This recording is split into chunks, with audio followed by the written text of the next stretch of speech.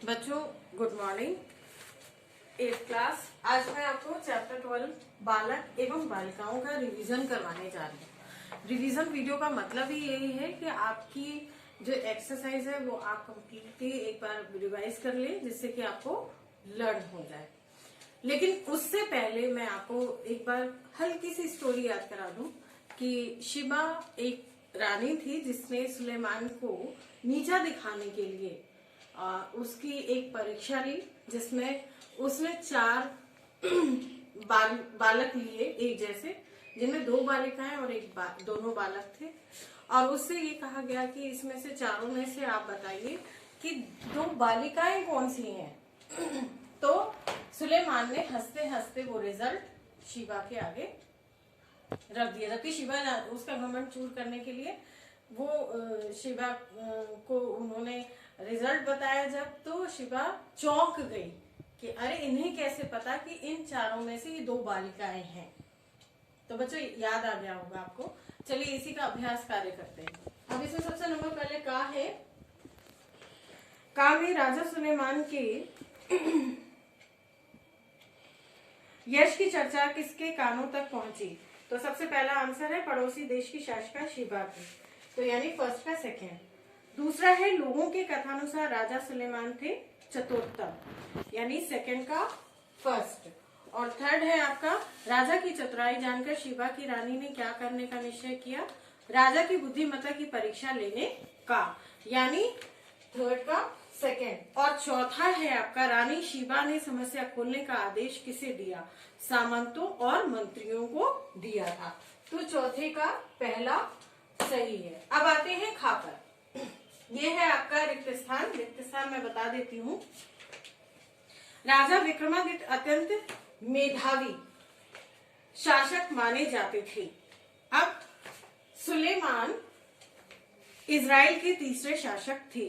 राजा ने निमंत्रण को सहर्ष स्वीकार कर लिया। मैं आपकी समस्या का समाधान प्रस्तुत करने का भरसक प्रयास करूंगा। पांचवा और अंतिम है रिक्त स्थान में सभी दर्शक अत्यंत उत्सुकता पूर्वक राजा की ओर देख रहे थे। अब आते हैं आपके भाषा एवं व्याकरण में। भाषा एवं व्याकरण में नंबर का है बच्चों, ध्यान से समझिएगा। महात्मा गांधी सत्य और अहिंसा के पुजारी थे, तो ये विधानवाचक होगा। ठीक है बच्चों।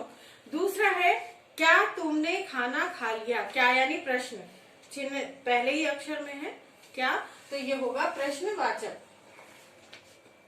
और तीसरा है आज मैं विद्यालय नहीं जाऊंगा, नहीं नॉट निषेधात्मक, नॉट का इस्तेमाल हो गया, नहीं करूंगा, ये काम नहीं करूंगा, तो निषेधात्मक हो गया, निषेधवाचक हो जाएगा। अब इसके बाद है नेक्स्ट, यदि वर्षा होगी तो अच्छी फसल होगी। मतलब वर्षा अभी हुई नहीं है, कंफर्म नहीं है या हो नहीं रही है ना। जो चीज कंफर्म नहीं है तो उसके लिए होता है संदेहवाचक, है ना। पक्का वर्षा होगी तो ये निश्चित होता और निश्चयवाचक होता, आई थिंक सो, है ना, यही तो होता है ना बच्चों। लेकिन अब यहाँ संदेह है कि वर्षा होगी, हुई नहीं है, तो इसलिए यहाँ होगा संदेहवाचक। नेक्स्ट है आप खाते आइए मुहावरे। इसमें दिए हैं निम्नलिखित मुहावरों को वाक्य के प्रयोग कीजिए। बच्चों मैंने मुहावरे लिख दिए, वाक्य के प्रयोग में आपको पढ़ के बता रही हूँ। क्योंकि आप बड़ी क्लास के बच्चे हो, 8th क्लास के, तो आप अपने वाक्य प्रयोग स्वयं बना लीजिएगा ध्यान से। देखिए पहला है इसमें 4 चांद लगाना। मैंने लिखा है मेरे पुत्र ने अच्छे अंक लाकर 4 चांद लगा दिए, सिंपल सेंटेंस। दूसरा है आकाश पाताल एक करना। कौन करता है व्यक्ति, जब उसे कुछ पाना होता है तो वही व्यक्ति आकाश पाताल एक करता है। तो बस अगर अर्थ पता है तो हम सेंटेंस बना सकते हैं। सेंटेंस बनेगा परीक्षा में प्रथम आने के लिए आकाश पाताल एक कर दिया। तीसरा है ईद का चांद होना। ईद का चांद, आजकल रमेश के पिताजी ईद का चांद हो गए। यदि कोई व्यक्ति दिखाई नहीं दे रहा है बहुत दिनों से और गायब है, मतलब ये नहीं कहने कि किडनैप हो गया, कहने का अर्थ है कि अपने काम में मशरूफ है, तो वो दिख नहीं रहा है, तो उसको कहेंगे बहुत दिनों बाद तुम्हें दिखा तो तुम कहोगे अरे भाई आप तो ईद का चांद हो गए। तो इसी प्रकार से कुछ मुहावरों का अर्थ है। नेक्स्ट है चौथा, मन महसूस कर रह जाना। जब किसी को अफसोस होता है, अत्यधिक अफसोस कि हाँ मुझसे ये गलती हो गई, तो वह व्यक्ति महसूस करता है। आपका इसमें सेंटेंस बनेगा, परीक्षा उत्तीर्ण होने पर मुझे मन महसूस कर रह जाना पड़ा। जाहिर सी बात है, फेल हो गया तो उसे मन में अफसोस हुआ। नेक्स्ट है आपका गा नंबर। पाठ में प्रयुक्त संज्ञा, सर्वनाम एवं विशेषण शब्दों को छांटकर वर्ग में लिखिए। तो बच्चों, मैंने आपको आपकी सहूलियत के लिए, सुविधा के लिए संज्ञा, सर्वनाम और विशेषण तीनों को नंबर से लिख दिया है। और जो भी पाठ में आपकी संज्ञा, सर्वनाम और विशेषण शब्द आए थे उन्हें लिख दिया। मैं एक बार पढ़ देती हूँ जिससे कि आपको आसानी हो। संज्ञा था सुलेमान, डेविड, रानी, शीबा। सर्वनाम में था वे, मेरे, उनके। और विशेषण में है बुद्धिमान, नई, मेधावी। अब आते हैं नंबर घा पर। घा में है नीचे दिए उदाहरण के अनुसार शब्दों को तोड़कर अर्थ स्पष्ट कीजिए। क्योंकि देखिए, तोड़कर लिखना आपको, मैंने बचपन में आपकी जो 3rd class, 4th class, 5th class, 6th class, आप 8th में हो, तो लगातार आप 3 सालों से 4 सालों से करते आए हो। बच्चों, आपको इतना अत्यधिक समझाने की आवश्यकता नहीं है। तो आप ये ध्यान से सुनिए। धन से रहित पहले शब्द इसमें बताती हूँ। इसमें पहला तो एग्जाम्पल के तौर पर दिया है बलहीन, यानी बल से रहित, तो इसका होगा निर्बल। दूसरा है धनहीन, धन से रहित निर्धन। तीसरा है आपका लज्जाहीन, तो लज्जा से रहित निर्लज्ज होगा व्यक्ति। जिसके पास बिल्कुल भी लज्जा नहीं है, शर्म नहीं है, वह व्यक्ति निर्लज्ज कहलाता है। नेक्स्ट आपका है संतानहीन, संतान से रहित, अर्थात जिसके पास कोई बच्चा नहीं है, कोई संतान नहीं है, वो निसंतान कहलाता है। अब है भयहीन,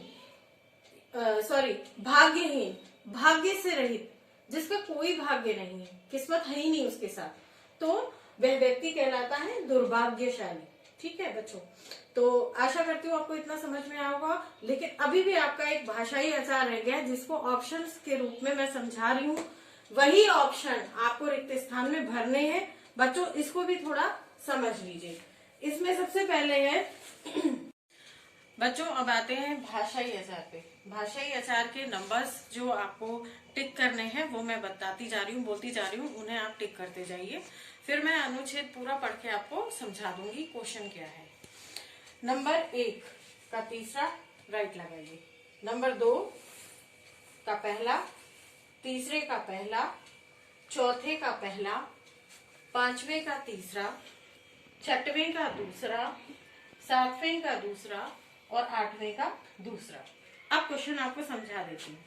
जो ये टिक लगवाए हैं वो क्यों? नीचे दिए गए अनुच्छेद को पढ़कर प्रश्न संख्या 1 से 8 में उचित विकल्पों का चयन करना है। यानी जो सही विकल्प हैं, चारों में से जो ऑप्शन सही हैं उन पर ही टिक करवाया है, उन्हें ही उस अनुच्छेद के फिलअप में भरना है। अनुच्छेद पढ़ देती हूँ। डॉक्टर कलाम मुसलमान है, पर इनमें धर्म की बू नहीं आती। इन्हें कुरान पसंद है तो गीता भी। वे विज्ञान के साधक हैं तो रुद्र वीणा की स्वर लहरी की भी। वे एक सीधे, सच्चे और सरल इंसान हैं। अब तक इनका अविवाहित संसार एक घर की सहज सुरुचिपूर्ण सज्जा में सीमित रहा है। वैज्ञानिक होने के साथ वे एक चिंतक व विचारक थे। अंग्रेजी भाषा पर इनका अधिकार है, पर इनके अंग्रेजी बोलने के लहजे से इनकी मातृभाषा तमिल का गहरा असर है। आशा करती हूँ बच्चों आपको यह चैप्टर जो है आपका चैप्टर 12 बालक एवं बालिकाएं आप रिवीजन में अच्छे से समझ में आ गया होगा। थैंक यू बच्चों।